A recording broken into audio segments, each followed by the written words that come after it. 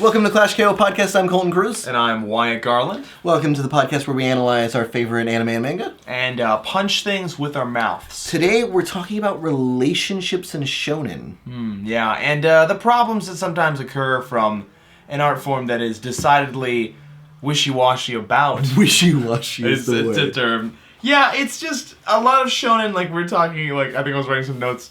A lot of shonen's goal is to show men punching each other. Right, so. yeah, okay, so specifically, we're talking about, the problem of, that girl likes that boy, oh boy, let's put a lot of tension and suspense around that, but, let's wait until the, inevitable end of the series before, anything happens there. Let's just keep using that as, a bait tactic, is kind of what we're criticizing. Yeah. So, there's no real relationship. There's no real nothing really happens. And the thing is, it's funny because shonen's normally good about build up and payoff. You have characters, you have a rivalry, you have issues, you have tension. There's a battle that is made up and composed of the elements of their rivalry, of their tension, and then there's a conclusion. But then, for some reason, they don't take that same formula and apply it to, say, the relationships characters have. Right. They don't develop it. Let's start with Yu Yu Hakusho, where I can hardly remember what any of the plot or anything surrounding the girlfriend is, because I'm no, Yusuke always had a girlfriend and she was there some of the time, but you had to say. But why even was she there? You had to project your definition on the character relationship. You had to say, oh, well, I guess they're dating, but it's complicated. Yeah, if anything, I feel like it was a tactic so that, he just didn't have to do it with any other female characters that existed. Yusuke's already dating someone, so, that just makes it easy for me to ignore dating. Well, it seems like it's an unrealistic concept to have a character that doesn't care about...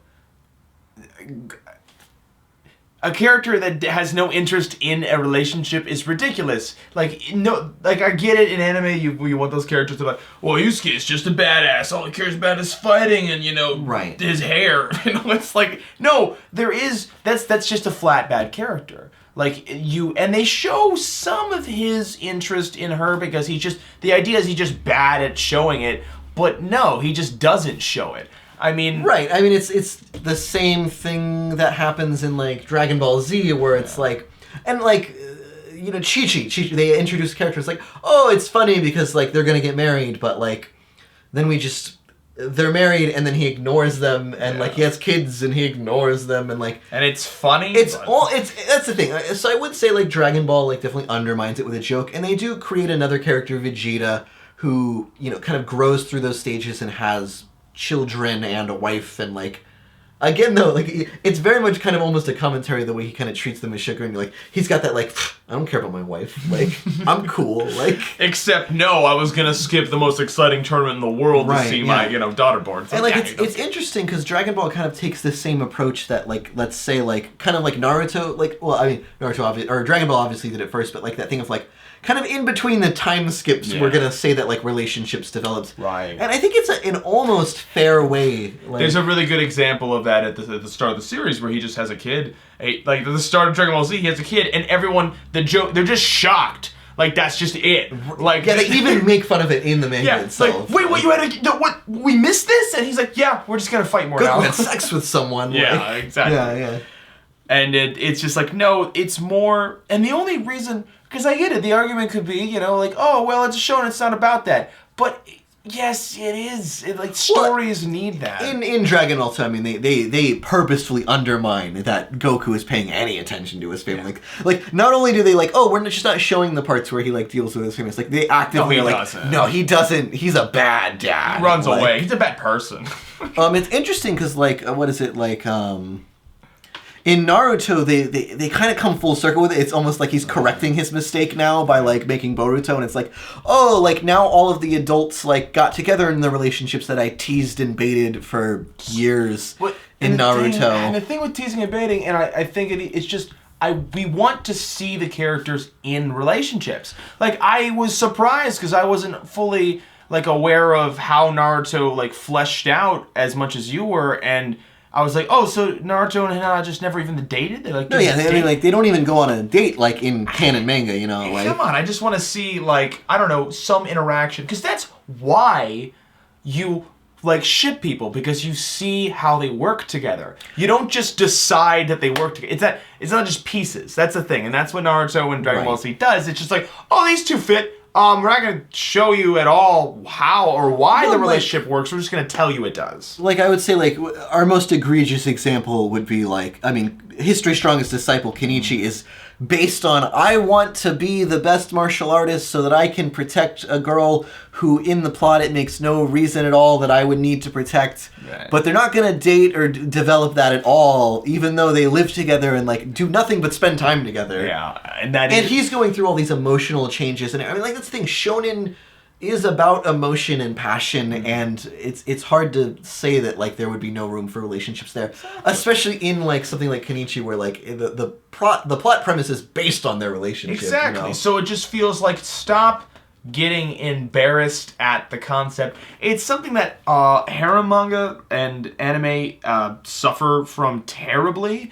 I mean, look, there's good ones and bad ones. Agami no Kill is an interesting example of a more modern harem that has a range. But the biggest issue with harem is it explores the possibilities of relationships without actually going into the I would even say it kind of undermines, and it's kind of outside of the purview of even what we're talking about, because...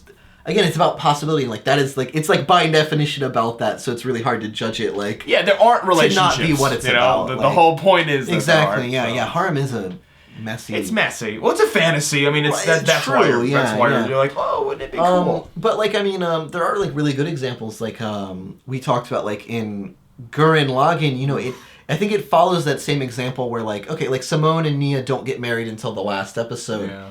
But Nia doesn't even exist in the first, like, half of it.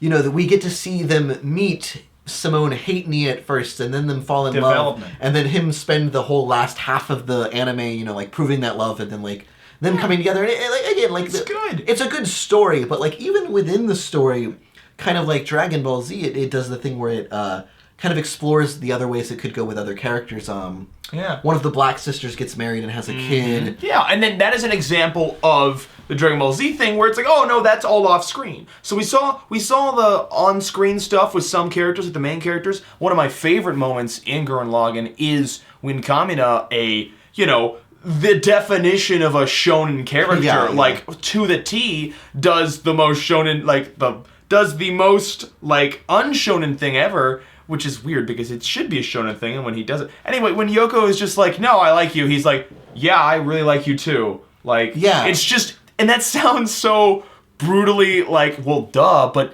So that's the problem. That's what we're talking about. They put it out there. It's not a like, it's not and a like... Simone has the problem, as you see, like, he's the one whose heart gets all wrenched because he's like, oh, I didn't address my feelings. I'm gonna feel weird about this because I wanted to tell her I like her, but I didn't, and now it'd be weird. And that's just a juvenile reaction. Right, that's about him being a child. The thing is, he goes through that whole change in an episode. Exactly, because you move through it, and there's issues of it, and it's just great because Gurren Lagann is an incredibly shonen series that still showcases, that's 3 or 4 different types of relationships. Exactly. Yeah, I mean, because then you have Yoko, who's, has to move from loving one person to, like, loving another person, and growing. And then kind of a similar kind of way that the relationship develops is Sword Art Online. Well, that's a great one. Yeah, I mean, it starts out with just you don't think there's going to be any relationships in it. I mean, they throw in some women that are all, of course, in love with the main character. But what happens that's really interesting is he not only do two characters fall in love, the main character, which again, like, kind of sets this in a new pedestal by itself, but they fall in love and they get married and they have this, like, honeymoon phase and this married phase, and they kind of, like, have a kid and everything, like, all in, like, the middle of the series, which is just super... Well, it's super different. Honestly, middle of stories are difficult to tell. That's why so many series... skip it. That's why so many people don't want to flesh out all the nitty-gritty details of why these people love each other and their struggles. They just want to kind of go to the part where the plot that they can digest, like, works. I don't know. I don't know why people skip it. That's what we're talking about. But And they don't do that in Sword Art Online. They look at it, they're like, no, this is what happens. And then they have to address, okay, we're in a relationship. Well, all right, the world doesn't stop turning just because we're happy now, you know? Yeah, so. and they make even like a point of like, oh, us taking this time away to like develop our relationship affects the plot world too. Like, in the way that like Dragon Ball like uses basically like a series skip to say like, they figured it out. Sword Art Online literally is like, no, while you were figuring that out, plot developed that like is a problem. Things are like, happening. it affected the main shonen plot of the series, which is how a story works. Exactly. You know? Exactly. So to say that there's not a place for it is ridiculous, and we're trying to just, you know, I understand like why that needs to happen. Kenichi is just, it's such a, we were talking about before, it's such a ridiculous example because you want that relationship to happen because it's so like, it's all, the pageantry of it is all set up. Obviously it's going to happen. It's one of those things. You're just like, oh, okay, well, duh. Like, can you think about how exciting it would be if One Piece had any sort of like actual romantic relationship development? Yeah, to see there be a... I mean, I would say in One Piece that, like, the Nakama thing, like, is central focus. And so, like, I can see it, and that's the thing, like... Well, they don't have to date each other. Right. I'm saying, in that's general. What I'm saying, like, it would introduce a new type of love that, like, obviously Oda doesn't know how to portray. Like, and that's the same thing I would say with, like, Dragon Ball and Naruto. It's like... skipping time, what you're saying with that is that it's not important. Right. But what you're showing with that is you don't know how to tell that story or develop that. It's kind of another thing that they typically use to time skip is training. It's like, oh, we skipped and this character's more powerful. And what's the anime you think of that doesn't have any skipping for training? Like, Ippo. Exactly. Yeah, that's everything. You see everything. He knows how to tell the story of the training arc. Yeah. Like, for sure. And the thing is, that's what a relationship is. So it's an essential part of a story, and you can use the same shonen formula pieces for it. I mean, you've got to show your characters who decide, instead of just taking your characters and saying, oh, well, this type would like this type, and they kind of do, but the plot is keeping them around. It's like, no, they're in a relationship, and they have fights or this or that. How does the relationship grow? What is the training? Exactly. What is the training of the relationship? How does, the relationship is a story, too. And it's just, what I really liked about, oh, God, what is it? It's the one, Natsuki Subaru. That's going to be the... Natsuki Subaru is in the one where he goes into a fantasy world, and every time he dies, it resets. Oh, ReZero. That is ReZero. There we go. Starting again from nothing. From zero. The best part about that is that the whole thing, his goal is to just try to date this girl. He does not. It's not like. And at the end, he dates her, and hooray! Like, that's it. Oh, they're dating now. It's like, no, he just wanted to become someone that, if he said, hey, you want to go get dinner with me? She would be like, you know what? You seem like somebody worth going to dinner with. Like, he just wanted to prove himself as even having a chance. And to get that sort of like, that feels like such a small step, right? But the shonen plot in the middle of it found a way to expand it and tell the story of how to be someone worthy of being in a relationship. And then Kenichi's whole thing is like, oh, well, I just have to be as physically strong as her. Like, it's just such a... Which is just a bad, it's just everything. Dumb. Like, I don't understand. Clearly they have chemistry, but I don't know. Do they? Because, like, they pull the same harem thing where, like, there's also 5 other women interested in him, like... Yeah, and it's interesting. I don't know. I definitely understand why he's interested in her. But that's always easy, right? When they have, no clothes. No clothes, and they're into shonen manga. Yeah. Like, it's weak. What we're saying is there's weak elements, and they can be fixed with the tools that they're already using. And another, kind of core base of this problem comes into, like we're saying with Kenichi, it also illustrates that obviously the writer of History Strong's Disciple doesn't care about that character. Yeah. And doesn't know how to write I would dare to say women in general.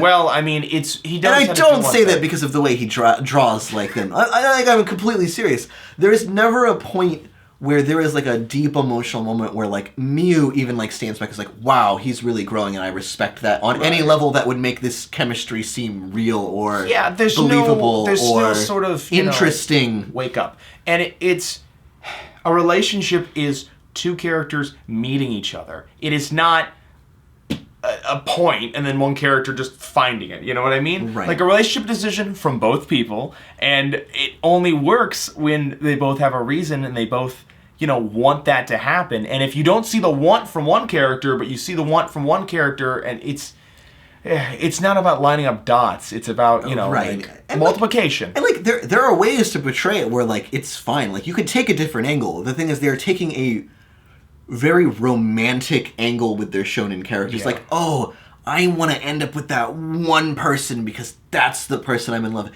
It'd be another thing if it was like, the blatant kind of, undertone of sexuality and things like Attack on Titan and stuff where it's like, no, these are people and they're like in dire situations, like they'd want to have like romantic relationships with each other. They're intense. Or even intensity. Exactly. AOT is intense. Like they feel exactly. the It's like no, like it makes sense in some series. Or like Gantz. Gantz is the perfect example of like the tension. Like there's a lot of sense here where it's like these people are just horrible, dire kind of realist situations where it's like they'd probably want to just find someone to like to keep them warm and like have sex and with. And it's because they're both going through the same trauma. Exactly. And that's what unites them. And like it's interesting because in Gantz like the main character is the main character and he's dating like Tokyo's #1 like idol and it's like no, but like that relationship starts to make sense because they are in such horrible, dire, traumatic scenarios. And they prove themselves to each other. They prove themselves they care about each other through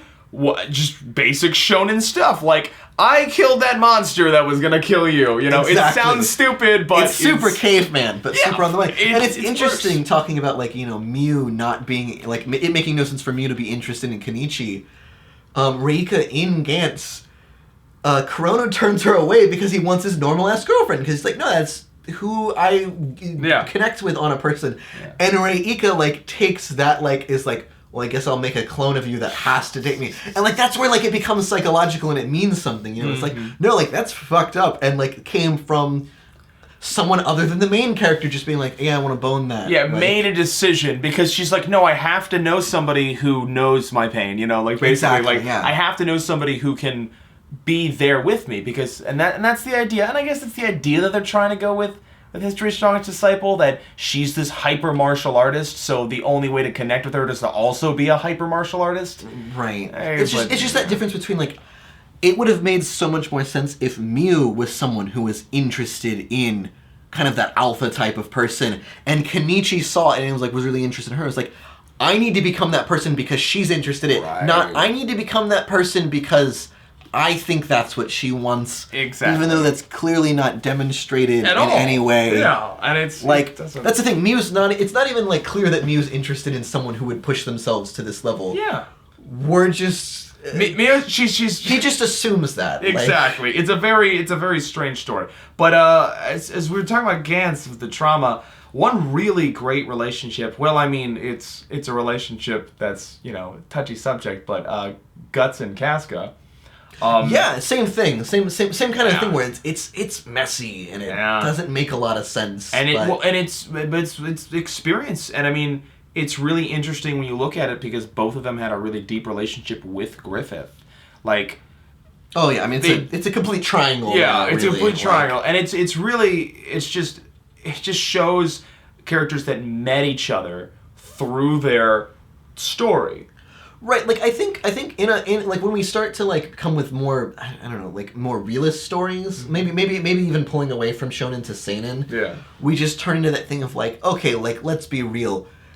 Love isn't a fatalistic thing that like, oh well, fuck you, like the person fate decided you're gonna marry is like on the other side of the world, like get wrecked. It's like, no, like you'd have to encounter them in your everyday life and like you'd have to have some kind of shared experience. Like I think it's just more realism, and it's also a distinct, I think, Japanese sensibility to be like, like Rurouni Kenshin, like I think has like a little bit. It's very very shonen, but I think has a little bit of that kind of realism where it's like, I mean, Karu is a Japanese woman in the 1800s. Like, there's a pretty good just chance that like the kind of successful old samurai living in her dojo that they're gonna get married anyway. Yeah. Like, kind of despite any sort of like relative like chemistry or like fate bringing them together. It's like, no, I mean, if they get along, like, there's a pretty good chance that they'd get married and, like, have a relationship with each other. Because that's how they view Because that's how the world just works, like, in circumstances, yeah. like, Mm-hmm.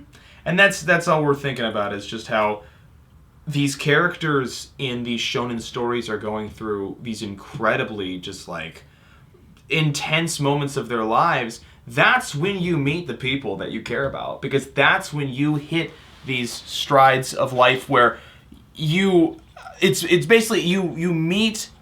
Life does not have time for baggage. Shonen stories show that very well. Right. You got to pick one or two things to do, and in any of these animes, they do the thing. You meet someone who, a relationship is the people that you meet when you're on your path. In the story, I mean, like, that's the thing. Naruto wasn't going to end with some person who we'd never seen before coming in and, like, that's who, like, was his love interest. Exactly. But I think at the same time, Naruto kind of hits that problematic thing where I think, going back to Rurouni Kenshin, I think it really just set a poor example for a lot of the shonen series, which obviously a lot of them came from Rurouni Kenshin. Yeah. Or like, or at least inspired by Rurouni Kenshin. Is like, yeah, that's how Rurouni Kenshin did it, so like that's how my story is. They'll just get married at the end, kind of by fate. Yeah, but like that doesn't work in a story where you're gonna explore relationships in other ways. Like, I think it's super interesting in Naruto where okay, so like the triangle in Naruto, kind of like Berserk, is you've got Sasuke, Naruto, and Sakura. Yeah. And Sakura likes Sasuke. Sasuke doesn't like anybody. Naruto likes Sakura. Kind of like Berserk. Yeah, no, like Berserk. Yeah, there are. But they have like this. They have this scene where that's kind of apparent, and like Naruto wants to become someone like Sasuke, kind of, so that Sakura would like him. But they have this like thing where like Sakura is like, oh no, like just the real circumstances of what happening in the plot have taken forward. She kind of like offers to date Naruto if like he'll like screw off, and it's just like, wow, like that is an interesting relationship change. Like, and then he's like, no, I remember that. Yeah, he's like, that's not what I want. And I think it's the same way, like, as much as like as poor of a relationship Chi-Chu and Goku are, unlike Mew in History's Strongest Disciple, which we have, again, thrown to the bottom of the, like, the first one we'll throw under the bus. It's true. Is Chi-Chi was very much a character like, oh, you're really strong, I want to marry you. Right. Her decision in it is at least strong. Like, at least it makes sense that Chi-Chu married Goku if it doesn't make sense that Goku would have married Chi-Chi. And it always shows that what's always interesting about it is I remember when in Super they showed a scene where, Goku is avoiding Chi-Chi again because he wants to go fight. And she's trying to, like, no, spend more time with me. Like, I don't know, like, just, don't. But then he's like, I gotta go save the world, bye. And then she's like, well, he'll be back, like, that's Goku. Like, well, okay. Like, she is understanding and accepting of the person. That's why they're married. I mean, obviously they argue, and obviously they want more from each other. They want certain things from each other, but that's what they signed up for. Yeah, they clearly have some kind of respect for each other, is like how it works. Yeah. Like, which is interesting, like, because they use humor to do that rather than well, there's a lot of other women that are interested in Kenichi, so like the main one is interested better put out, like, I don't know. Like, it's just weak. It's just bad. Weak. It's just stupid. I mean, that's not how people work. So like why are you going to create a fantasy where it does? Yeah. Just tell your story in a way that, like, people's relationships matter, because they do. It makes completely no sense for, well, let's take One Piece. The way they care about each other so much as friends.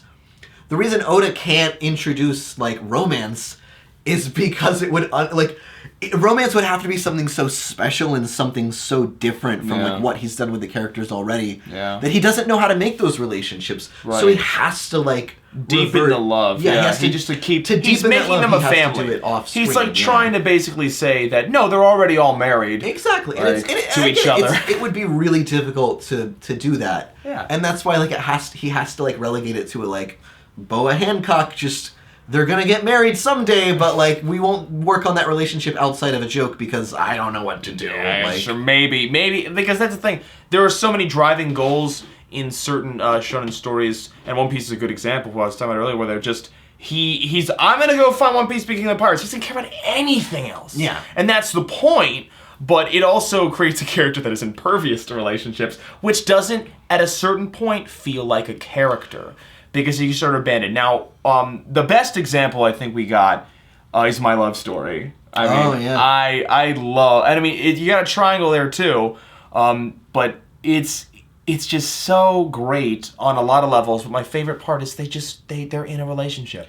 Yeah, that's the whole point of the story. The story is about dating, and they're happening, and there's still trials, and there's still issues, and there's still things but they make every single scenario of the dating like the trial. Like they both love each other. That's obvious. Like they both care about each other a lot, but they also are unique people. So when they interact, like. They're like, okay, well, how do we handle this? Like, they're both incredibly shy. So, like, it's like, oh, wow, this doesn't work. Neither of us are forward. Like, so he has to go ask, like, advice from his brutally honest forward friend. Like, how are you such an asshole? Like, I need some of that. How does that happen? And he's just like, I don't even know how to tell you. So it's just, the drama is figuring out how to make what already works work better. And right, which is a story. It's a good story. Yeah, like, that's exciting. It's multiplication. You know, you get these characters who want something more than what they already have. And it's not about having nothing and wanting something. It's about already having something, figuring out what to do with it, why you want to do it, and like there's even a part in My Love Story that's sort of the manga is 100 chapters that recently ended. I need to read it up. I don't think there's going to be a second season, which is unfortunate. But the first season does a really good job about telling the story. And at the end of the first season, there's a time where the main character sees someone who he thinks might actually be a better boyfriend for his girlfriend.